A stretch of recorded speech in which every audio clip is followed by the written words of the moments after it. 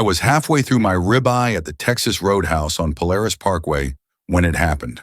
Country music rattled out of the speakers, waiters hollered happy birthday to some poor soul forced on the saddle, and peanut shells crunched under every step. Then my 6-year-old grandson Caleb shot out of the booth like a rocket. He sprinted across the restaurant and threw his arms around a man in a navy blazer who had just walked in. My fork froze midair. Grandpa Caleb's shouted voice carrying clear over the noise. "This is Mr. Gordon. He comes to our house all the time with Dad." The room didn't go silent. Restaurants like that never do. But in our booth, time stopped. My daughter Emily fumbled her water glass, nearly knocking it over. My son-in-law Mark, the man I had trusted with the finances of my company, went pale as a paper napkin. And the man my grandson hugged, none other than Gordon Klein, CEO of Klein Systems, our direct competitor, and a man I'd spent decades trying to outmaneuver in Columbus's small but ruthless tech scene. Gordon had the gall to smile and pat Caleb's head. "Well, small world, Ray," he said, voice smooth, like he was just a neighbor stopping by. I leaned back, my chest tightening in a way that reminded me too much of last year's heart scare. My mind spun. Caleb's words weren't casual chatter. They were a match dropped in a dry hayfield. I didn't yell, didn't accuse. I just laid my fork down carefully as if every move had to be measured. And I noticed Mark's hands tremble when he reached for the salt. Dinner after that was a blur. The waitress kept trying to top off our iced teas. Emily forced a smile, making small talk about her 5th grader's spring projects. But my eyes stayed fixed on Mark and Gordon. They avoided looking at each other like guilty men in church. When the check came, I slipped my card to the waitress and asked quietly, "Could you print me 2 receipts, one for the meal, one for my records?" She gave me a strange look but nodded. I needed something tangible, something to remind me later that I hadn't imagined this moment. We left into the cool Ohio night, the neon sign buzzing above us. Caleb chattered about baseball cards. Emily bundled him into his booster seat. Gordon disappeared into the crowd like smoke. And Mark, well, he couldn't even meet my eyes. Now let me back up, because none of this would make sense without the months that came before. After my mild heart episode last spring, I'd taken a step back. My cardiologist told me stress is a killer, Ray. You built something lasting, but it's time to let the next generation run it. My daughter begged me to slow down. So against my gut, I made Mark the CFO of Haynes Logic, the company I had founded out of a garage in Dublin, Ohio, 40 years back. I told myself it was temporary, just until I regained my footing. Mark had always been charming enough. He knew the right words to say at Rotary dinners, shook hands firmly with the chamber folks, and dressed the part, new suit every quarter, fresh haircut at the mall barbershop. Emily believed in him, which mattered most to me. I figured family trust was a stronger glue than any business contract. At first, things seemed fine. He sent me monthly summaries, assured me accounts receivable were just running a little behind, that our vendors were being consolidated for efficiency. Nothing to worry about. I let myself believe him, choosing more evenings at Caleb's baseball practices and fewer late nights staring at spreadsheets. But little things started gnawing at me. A new GMC Yukon Denali parked in Mark's driveway, top trim fresh plates. Weekend golf trips that didn't line up with our cash flow pinch. A sudden push to get my signature on routine authorizations when I was still groggy from heart meds. I brushed it off, told myself it was just me being suspicious. That night at Texas Roadhouse shattered the illusion. Caleb's innocent words cut through more clearly than any auditor ever could. If Gordon Klein, my biggest rival, was stepping into my daughter's home under Mark's invitation, this wasn't just business incompetence. This was betrayal. Back at home in Worthington, I couldn't sleep. I sat in my recliner staring at the family pictures on the wall. The Polaroid of Emily at her high school graduation, Caleb's crayon drawings stuck to the fridge. My late wife's smile frozen in the photo we took at Niagara Falls. All of it felt fragile, like Mark's choices could crack the frame. The next morning, I drove to Tim Hortons on Sawmill Road, ordered my regular medium black coffee, and sat across from Pastor Bill. He was a steady friend since the days we both coached Little League. "You look like a man with a stone in his shoe," he said. I told him about the dinner, about Caleb's words, about Mark's face turning white. Pastor Bill didn't offer drama. He just sipped his coffee and said, "Sometimes the truth comes from the mouths of children. Don't ignore it." I nodded, heart heavy. He was right. I had ignored too many small alarms. Not this time. That afternoon, I pulled up my old laptop and logged into the corporate Bank of America portal. Even though I wasn't active day to day, my credentials still had a read-only backdoor. Numbers don't lie, not if you know where to look. Scrolling through transactions, I froze. There they were, round number transfers month after month to an entity named Porter Advisory LLC. Porter Mark's last name. I never authorized a second advisory firm. My stomach sank. This wasn't negligence, this was deliberate.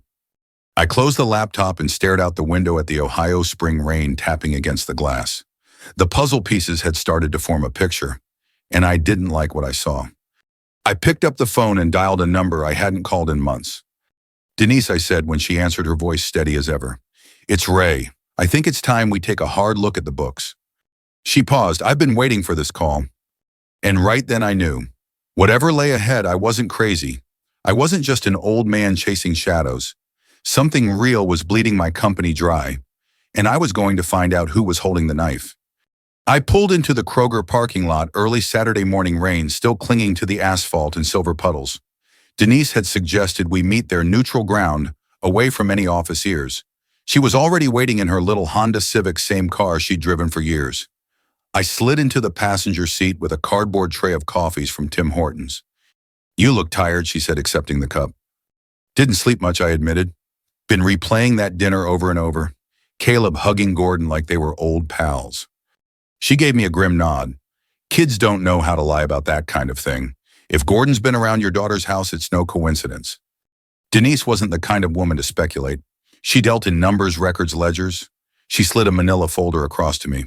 I made copies. "I've been keeping shadow backups ever since Mark pushed us to switch to that new payroll system. Something never felt right." I opened the folder, and there it was in black and white: consulting fees, paid monthly to Porter Advisory LLC, neat round numbers that made no sense. I'd signed off on a lot of reports while recovering from my heart scare, but these had never been shown to me. "God," I muttered, feeling my throat tighten. He didn't even bother to hide it well. "That's the thing about people like Mark," Denise said. "They get comfortable. They think loyalty makes everyone blind. But I see patterns, Ray, always have." We sat in silence for a moment, the sound of carts clattering in the distance. A mother walked past with two kids fighting over a bag of Doritos, normal life carrying on, while my trust was cracking apart. I rubbed my temples. It's not just the money. Caleb said Gordon comes by the house. That means he's been walking right through Emily's front door while I sit on the porch with my grandson. All while I trusted Mark to protect what I built. Denise reached over steady. "You're not crazy, and you're not alone. I'll help you get to the bottom of this." That afternoon, I decided to dig further on my own. I drove back to my house in Worthington, poured myself a Maxwell House coffee, and opened up the portal again. The transfers lined up like breadcrumbs, always within days of our client renewal cycles. Each time we prepared a new contract, within a week, Client Systems would swoop in with a slightly better offer. Coincidence? No. Someone was feeding them our playbook. At dinner that night, Emily noticed I was quieter than usual. She served up rotisserie chicken from Kroger. Caleb, talking a mile a minute about trading baseball cards at school. Mark was working late. My daughter sighed, setting down her fork. "He's been stressed," she said softly. "I think the pressure's getting to him." "Maybe so," I replied, though my chest burned. Stress makes men do funny things. I wanted to tell her everything, to lay the receipts on the table, but I couldn't not until I had proof so solid even she couldn't deny it. Emily loved her husband. She needed facts, not suspicions. After they left for the evening, I pulled up my Ring camera feed. Emily had given me access months ago so I could check in when I watched Caleb after school. I scrolled through the logs, heart pounding, and there he was. Clear as day, Tuesday nights, a familiar face on the porch, Gordon Klein. I leaned back, the chair creaking under me. My stomach turned. Caleb hadn't made it up. Gordon had been at my daughter's house multiple times. I needed a professional, someone who could cut through the smoke. So Monday morning, I called Sam Whitaker, my old business lawyer, a man who had once guided me through a messy contract dispute. He answered on the third ring. "Ray, been too long," he said in his deep baritone. "What's on your mind?" "Sam," I said, choosing my words carefully, "I think my son-in-law is bleeding my company and feeding intel to a competitor. I need it confirmed before I blow up my family." He was quiet a long moment. You're doing the right thing by not confronting him yet. I'll put you in touch with a forensic accountant. Discreet, sharp as a tack. Name's Paula Ung. You'll like her. That evening, I met Paula at a little diner in Grandview Heights. She looked barely 30, but carried herself with quiet confidence, laptop bag slung over her shoulder. Mr. Haynes, she said, shaking my hand. Sam told me you need discretion. I specialize in tracing corporate fraud. Show me what you have. I laid out the copies Denise had given me. She studied them like a chess player eyeing a board. Her fingers tapped out a rhythm on the table. Porter Advisory LLC, she murmured. Classic shell. And these transfers line up suspiciously with your competitors' moves. Let me dig. I'll cross-reference vendor files, state business registrations, maybe even Venmo if we can find ties. Venmo, I asked, surprised. She smiled faintly. People are careless. They leave trails everywhere. I slid her the folder and stood to leave. She looked me square in the eye. Mr. Haynes, if what I suspect is true, this isn't just negligence. It's espionage, and I'll prove it. Driving home, the weight of it all settled heavy. My company, my daughter's marriage, my grandson's peace, it all hung in the balance. I parked in my driveway, shut off the engine, and stared at the porch light flickering overhead. For the first time in months, I felt the old fire stirring in my chest. The same drive that had built a business from scratch in a garage all those years ago. If Mark thought age or family ties would make me soft, he was about to learn otherwise. 2 nights later, my phone buzzed. It was Paula.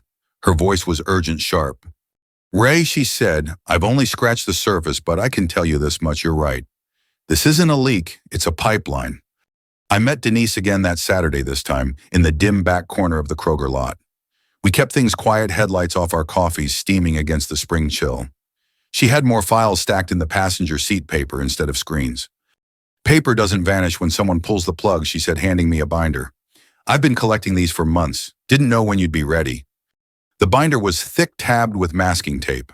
I flipped through invoices, integration consulting, specialized vendor alignment.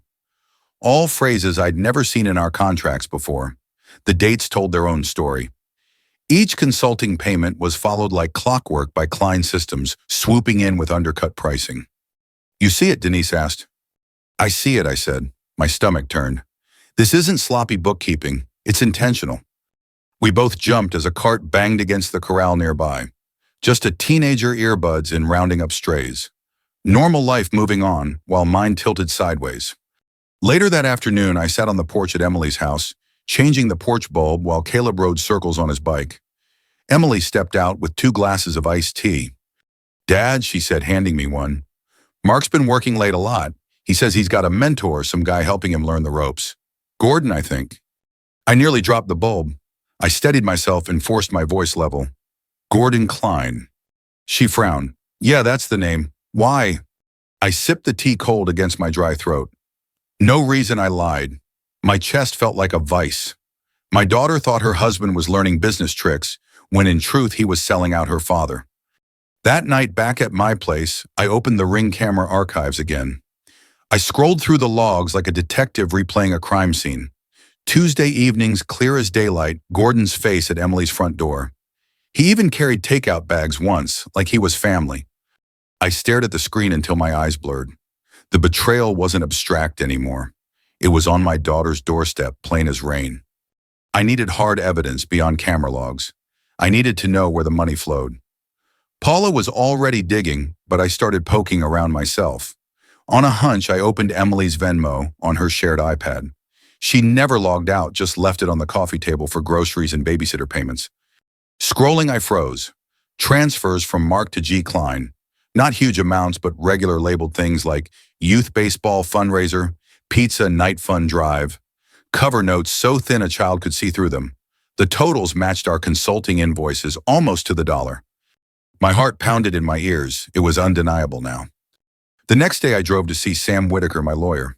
His office smelled of old books and fresh printer ink walls lined with law degrees and photos of him coaching high school debate. He listened while I laid it all out, the invoices, the ring logs, the Venmo trail. He tapped a pen against his desk. Ray, if this goes to court right now, it's a family implosion and a corporate scandal. But if we're smart, we can set a trap that catches them both with their hands in the jar. What kind of trap, I asked. Sam leaned forward.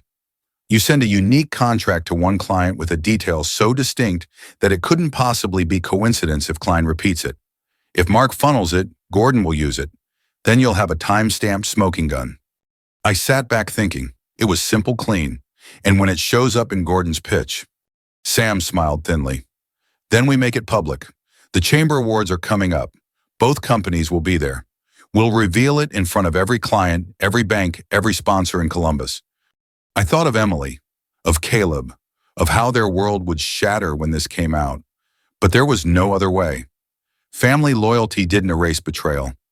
That evening I called Denise. Her voice was steady as always. Tell me what you need, Ray.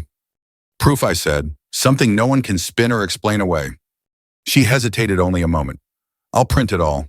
Screens vanish. Paper argues. 2 days later, Paula rang my cell. Her voice was electric urgent.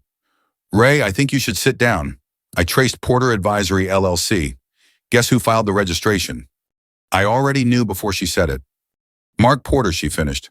Registered out of a P.O. box in Upper Arlington. It's him. And Ray? Gordon's pitches match your contracts down to the phrasing. This isn't sloppy. It's systematic. I gripped the phone tighter. The truth was no longer a shadow. It was standing in broad daylight. Then we set the trap, I said. My voice sounded calm even to me. And when the time comes, we make sure everyone sees. Paula spread the papers across my kitchen table like a contractor laying out blueprints. Late afternoon light came through the blinds in clean white bars, dust floating like snow. She had a tidy way about her binders, labeled corners, squared each page, flagged with neon tabs. Denise sat across from her elbows on the table, eyes steady.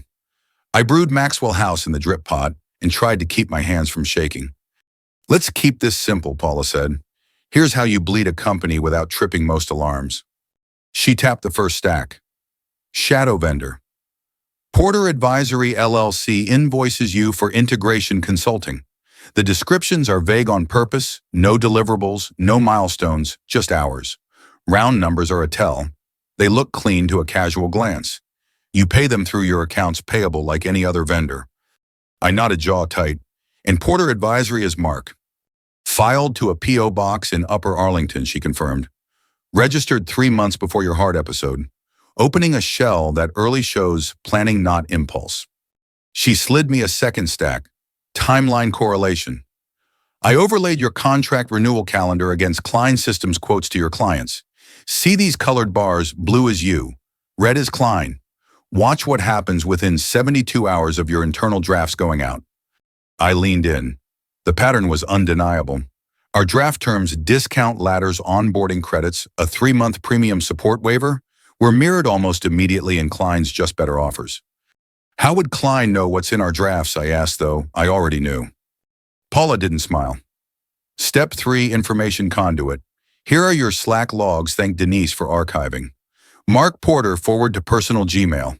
He forwarded renewal calendars, client escalations, even a pricing model with your internal notes. Not once. Repeatedly. Denise let out a breath. I told myself I was being paranoid, that I just didn't like him. You were observant, Paula said. That's different. She set down the final stack. Behavioral cover. Venmo transfers from Mark to G. Klein, masked as small community items, pizza nights fundraisers. It creates a friendly money trail they can explain away, while larger values move through the shell vendor. I stared at the columns until the numbers blurred. This is a pipeline. It is, Paula said, and it's been running long enough to hurt. I looked around my kitchen, the crooked calendar. Emily had hung Caleb's crayon magnet of a lopsided dinosaur, my wife's old casserole dish drying in the rack. There are rooms where truth is a luxury. Kitchens aren't one of them. What's next, I asked. Paula folded her hands. You need a sting that proves there's an active leak right now. Something distinctive enough that when Klein repeats it, there's zero plausible deniability. Sam suggested a unique contract term, I said.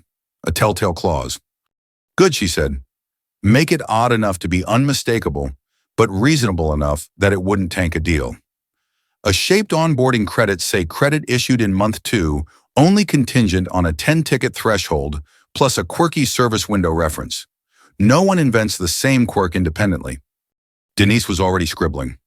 Month 2 onboarding credit, 10-ticket threshold, Service window 7:00, 7:20 a.m. Tuesdays. Perfect, Paula said. You send that to one trusted prospect, then we watch. I picked up my coffee, the mug warm against my palm. I know the prospect, I said. Ed Ramos, runs Heartland HVAC.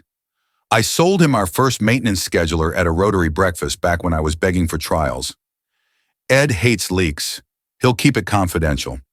Send it by email, Paula said. Time-stamped through your official channel. Denise Blind archive from the server side. Then we monitor. I'll keep an ear out through a friendly broker who hears Klein's pitches down in Cincinnati. I looked at Denise. She nodded. Screens vanish. Paper argues she said as much to herself as to me. We took a break.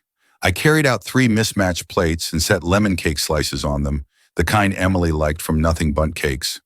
Paula ate neatly, eyes still on her notes. Denise ate like she hadn't tasted sugar in a month. You okay, Denise asked me. I'm mad, I said simply. But I'm not going to let anger do the steering. They both seemed to approve of that answer. That evening I drove to Grace Lutheran. The parking lot was nearly empty. Pastor Bill was in his office with the lamp on, reading Sunday's text. He waved me in and poured coffee into a chipped mug that said, Best Grandpa, in uneven letters, Caleb's gift from last Father's Day. I need your words, Bill, I said. He listened to everything. The dinner, the shell company, the pipeline, the sting. When I finished, he rubbed his jaw. Truth is surgical, he said softly. If you swing wild, you cut good tissue. If you cut once and clean healing starts sooner. I don't want to humiliate Emily, I said, but I can't let Mark keep driving nails into the hull. Then be careful where you cut, he said. Aim for the rot, not the frame. On my way home, I passed the mall kiosk where a kid was shining dress shoes under harsh light, buffing them back to a mirror. I pulled in, dug out an old pair I kept for banquets and funerals and handed them over. If we were going to the chamber awards, I was going with my shoes shined. The next morning, Denise and I sat in my office at Haynes Logic, my office again for the day door closed, blinds angled. She crafted the unique term sheet Premium Care Pilot, month 2 credit contingent on 10 resolved ticket service window, 7:00, 7:20 a.m. Tuesdays, plus a small, almost silly clause about loaner tablets labeled Haynes Blue. It read like one of my old quips snuck into legalese. No way in the world it appears by accident anywhere else. We sent it to Ed Ramos at 10:14 a.m. I called him 2 minutes later. Ed, I said, this is a test and a favor. Keep this between us for 72 hours. If anyone else pitches you something that smells like this, I need a call. Ed grunted. Ray, I still owe you for that first scheduler. Consider my lips zipped. After lunch, I drove to Emily's to drop off a bag of groceries, bananas, milk, Caleb's yogurt tubes. Caleb was in the driveway batting a wiffle ball into the grass. He swung too hard, stumbled and laughed. I steadied him. Mr. Gordon's coming Tuesday, he asked, innocent as sunrise. My throat tightened. Not this Tuesday, buddy, I said. I think he's busy. Emily stood on the porch. She looked tired, hair pulled back, a worry line deepening between her eyebrows. Dad, what's wrong with Mark and you, she asked. He says you're micromanaging. You say nothing. I'm stuck in the middle. I set the groceries on the step and kept my voice even. I love you. I love Caleb. I'm working to fix a leak in the roof. When I'm done, I'll show you the buckets. She bit her lip the way she did when she was 8 and didn't want to cry. Okay, she whispered. Okay. That night I slept in fits. At 2:11 a.m., I woke to a storm starting up, soft rain, then a roll of thunder. I lay in the dark counting breaths like my cardiologist taught me. In the morning, I made oatmeal, rinsed the bowl, and checked my phone. At 7:53 a.m., it buzzed. Paula. Ray, she said, voice bright and hard, my Cincinnati ear just pinged. Klein pitched a Premium Care Pilot to a prospect at 7:30 this morning.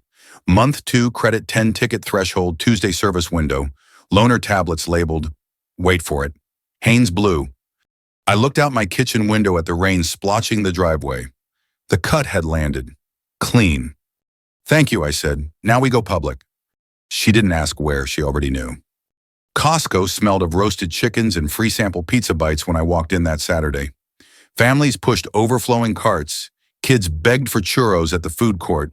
The hum of normal life steady as ever. I grabbed a button-down shirt crisp enough for a banquet, but not so flashy I'd look like a peacock, and tossed in a fresh pack of socks. Might as well be prepared. Next stop was the mall kiosk where the same young man shined my shoes last week. He looked up from a pair of scuffed loafers and grinned. Back again, sir. Got another event, I said, handing over my leather dress shoes. He set to work with quiet focus brushes, scratching polish spreading. I watched my reflection sharpen in the toe caps and thought of the reflection I'd soon force Mark to face. On the way home, I swung into nothing but cakes. Emily loved the lemon flavor, always had. I picked up a medium one, told myself it was just a peace offering, but in truth I was stalling. Bringing something sweet into a house about to fracture felt like clinging to the old world before I ripped it open. That evening at Emily's kitchen table, the cake still in its box, I tested the waters. Caleb was coloring at the counter, tongue poking out as he concentrated on his dinosaurs. Emily wiped her hands on a dish towel. "You've seemed off," she said gently. I nodded. "I've had a lot on my mind." "Is it Mark?" Her eyes searched mine. I kept my voice soft. "Do you know much about Gordon Klein?" She tilted her head. "Mark says he's been mentoring him, helping with CFO strategies." "Why?" I forced a small smile. "Just curious. Business is full of strange bedfellows." Emily didn't press, but the doubt was there in her eyes. I kissed Caleb on the head and left the cake on the counter, its yellow ribbon catching the light. Back at my office the next morning, Denise had everything ready. The unique premium care pilot term sheet, complete with its oddball conditions, had been sent to Ed Ramos. She held up a paper copy with a smile of grim satisfaction. "Screens vanish," she reminded me, "paper argues." We sat in silence, the hum of the HVAC filling the room, waiting for Paula's update. At noon, my phone buzzed. "Ray," Paula said, voice brisk, "the bait's been taken. Klein pitched your exact terms to a Cincinnati client less than 48 hours after you sent them to Ramos. Even copied the silly Haynes Blue clause." I closed my eyes and let out a long breath. Proof. Pure, undeniable proof. Now came the part I dreaded and craved at once: going public. Sam laid out the plan in his office later that week. His tie was crooked coffee stains on his cuff, but his mind was sharp as ever. "The Chamber Awards is the perfect venue," he said. "Your peers, banks, potential clients, all in one room. We'll secure a 5-minute slot under the founder's spotlight. You'll present the evidence calmly, step by step. No drama, no shouting. Let the facts land." "And Mark?" I asked.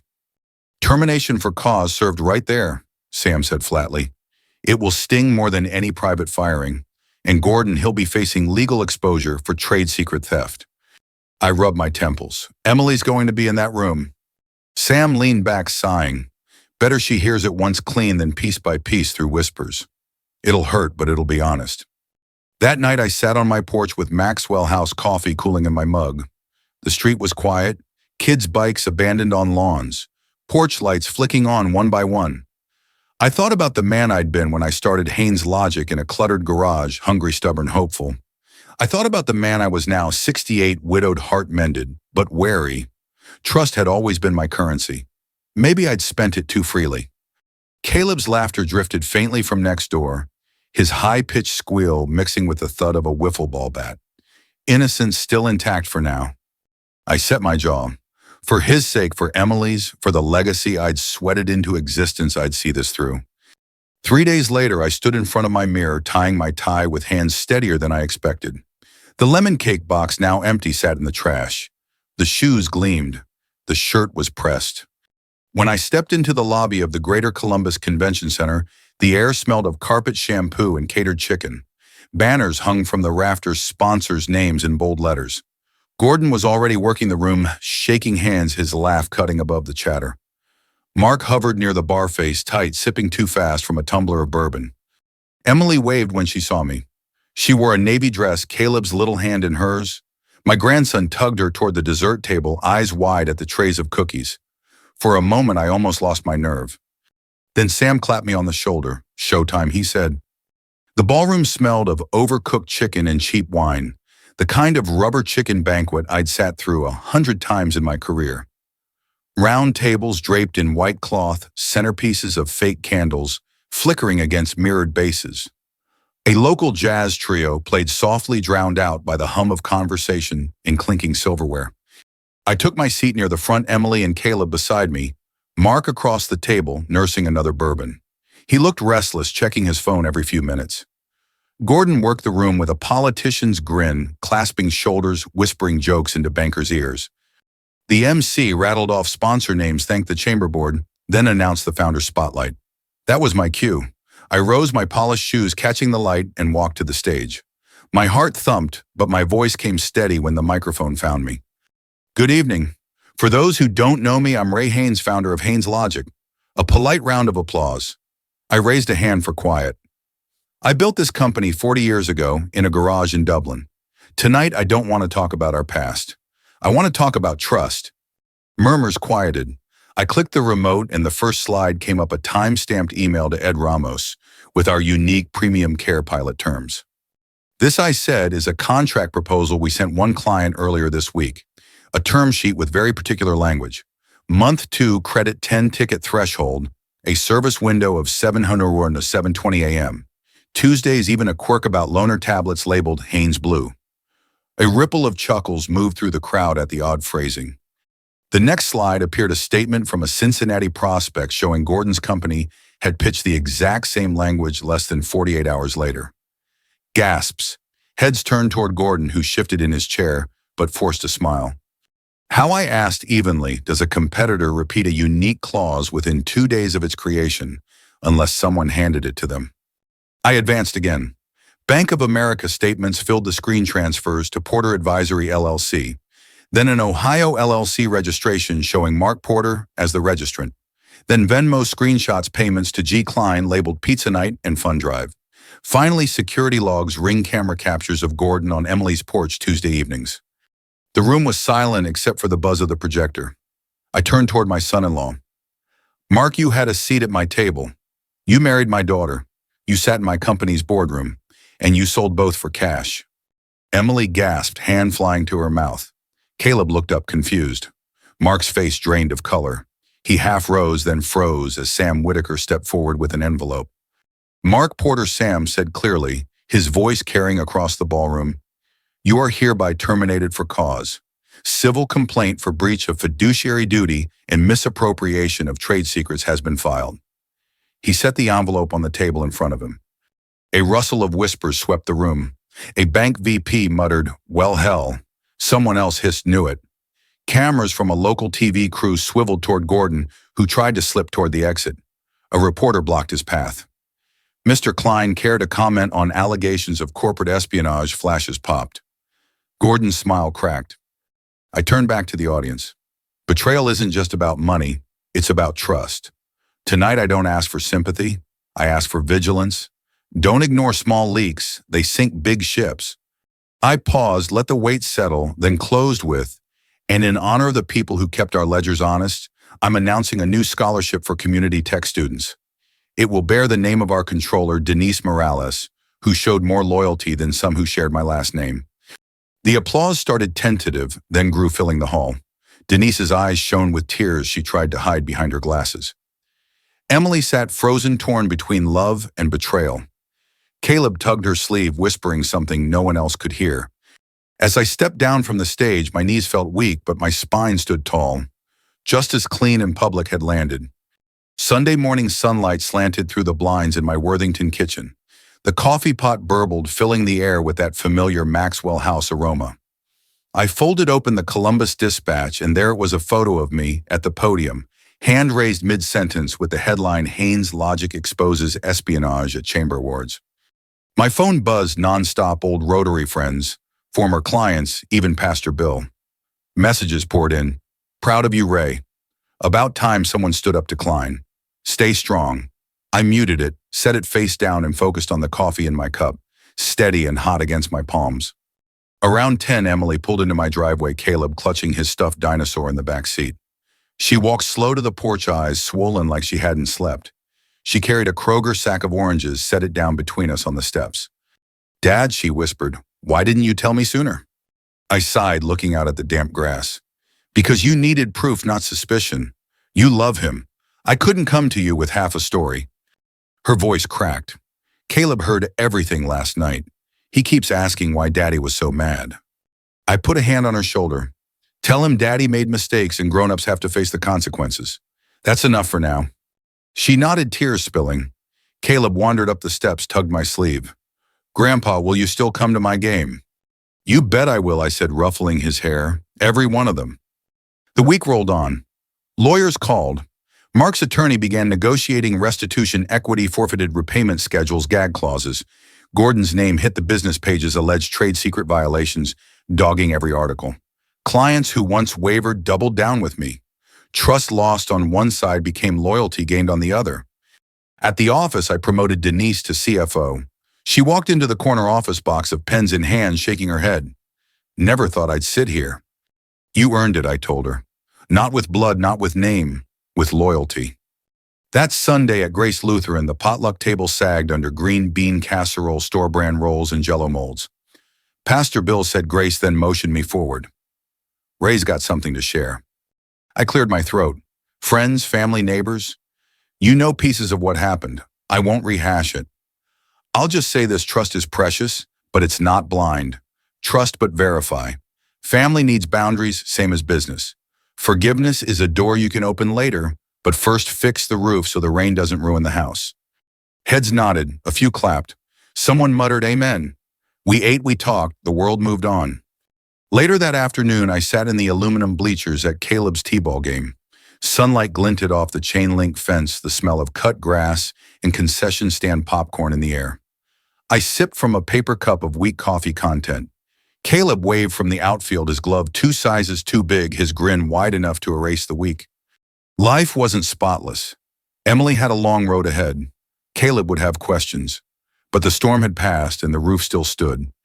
I turned to the audience, the listeners who'd stayed with me through this long telling, and spoke from the heart. If you've stuck with me to the end, I thank you. Stories like mine aren't just about business. They're about family, about trust, about the lines we draw and the strength it takes to enforce them. If you've ever faced betrayal, you know the sting, but you also know the relief when truth finally comes into the light. So I'll leave you with this. Guard your legacy, protect your family, and don't let anyone, no matter how close, convince you loyalty means blindness. If this story touched you, share it with someone who might need to hear it. And if you'd like to hear more stories like mine, you know where to find me. Hit subscribe, stay with us, and let's keep each other company on this road. Until next time, take care of your roof and your heart. Both matter more than you think.